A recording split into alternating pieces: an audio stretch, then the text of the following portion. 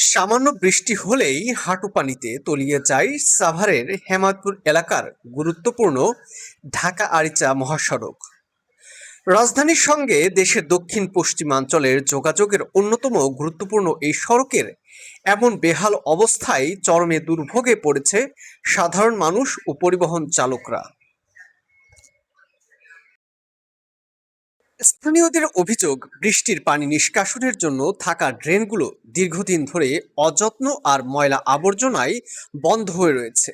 ফলে সামান্য বৃষ্টিতেই পানি নামার কোনো পথ থাকে না, আর তখনই পুরো সড়ক ডুবে যায় হাঁটু পানিতে। সবচেয়ে বেশি ভোগান্তিতে পড়ছেন অফিসগামী মানুষ, শিক্ষার্থী ও দূরপাল্লার যাত্রীরা।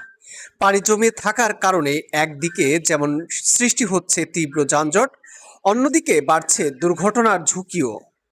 স্থানীয়দের দাবি, এটি শুধু একটি এলাকার রাস্তা নয়, বরং দেশের অত্যন্ত গুরুত্বপূর্ণ একটি মহাসড়ক। অথচ বছরের পর বছর একই সমস্যার পুনরাবৃত্তি হলেও দৃশ্যমান কোনো কার্যকর উদ্যোগ চোখে পড়ছে না। স্থানীয়রা দ্রুত ড্রেন সংস্কার ও নিয়মিত পরিষ্কারের দাবি জানিয়েছেন। তাদের প্রত্যাশা, বর্ষা মৌসুমে মানুষের দুর্ভোগ কমাতে সংশ্লিষ্ট কর্তৃপক্ষ দ্রুত কার্যকর পদক্ষেপ নেবে।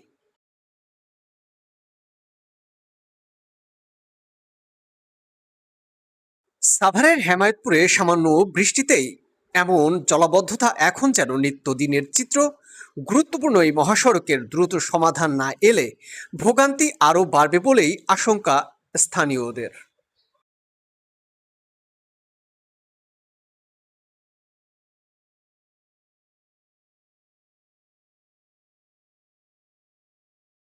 আপনারা দেখছেন জে টিভি নিউজ বাংলা, সত্য প্রকাশে অঙ্গীকারবদ্ধ।